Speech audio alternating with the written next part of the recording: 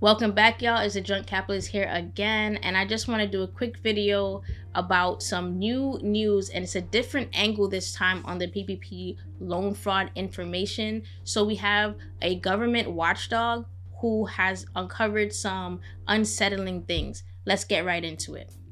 Deeply disturbing, U.S. watchdog uncovers $5.4 billion in potentially fraudulent COVID-19 loans obtained using over 69,000 sketchy social security numbers. The Pandemic Response Accountability Committee found 69,323 potentially fraudulent SSNs were used to obtain $5.4 billion in Paycheck Protection Program money. The shocking revelation dropped just days before a hearing by the Republican-led House of Representatives Oversight Committee on fraudulent pandemic spending was set to begin.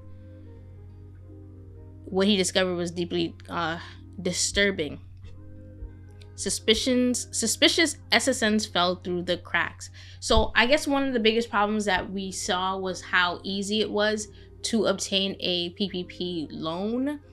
And that's why so many people decided to go take advantage. A lot of people started scamming and doing fraudulent things. Now, a part of fraud has and will always be social security numbers, right?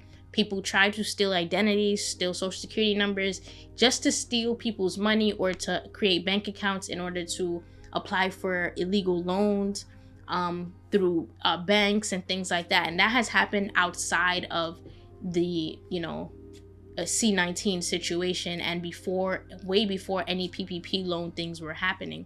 This was already happening. So it's not shocking that those same players are also playing the PPP loan scam game and exploded.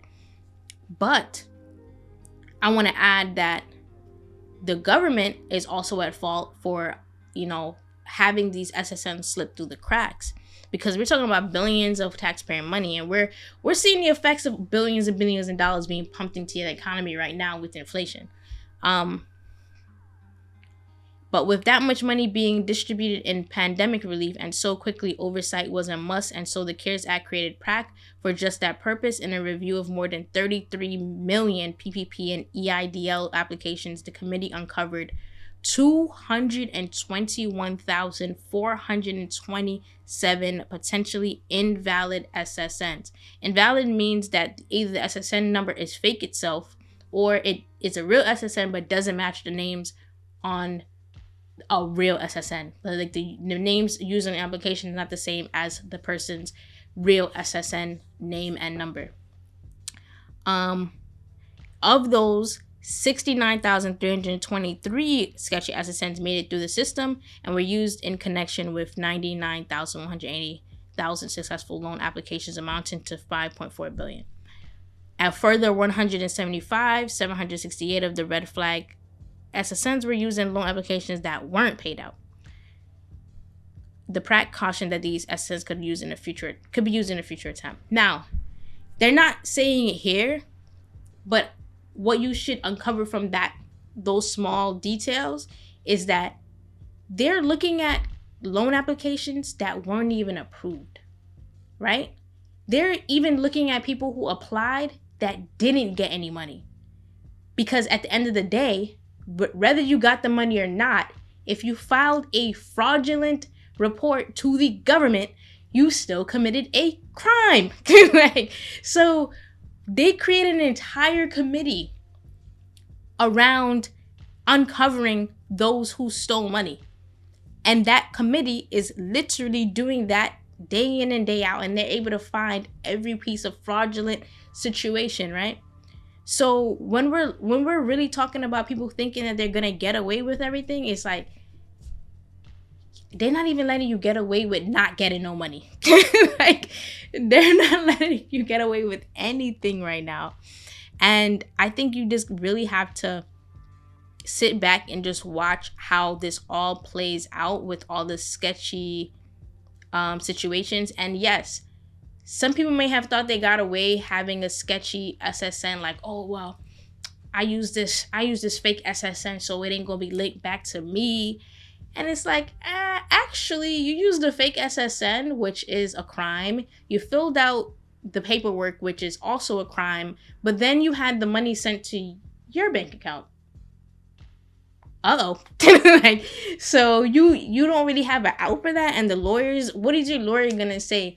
My client did not file for this PPP loan money, and then the government's gonna come back, well, we have the application linked to your IP address, so whoever signed up for it did it from your house. Well, it wasn't me, I live with some other people. Okay, but when the application was approved, it went to your bank account.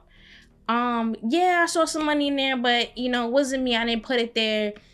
Okay, but you just bought some Prada loafers and you bought a new car and you did all these things. You never thought to go to your bank and say, hey, I see a suspicious amount of money it deposited into my account.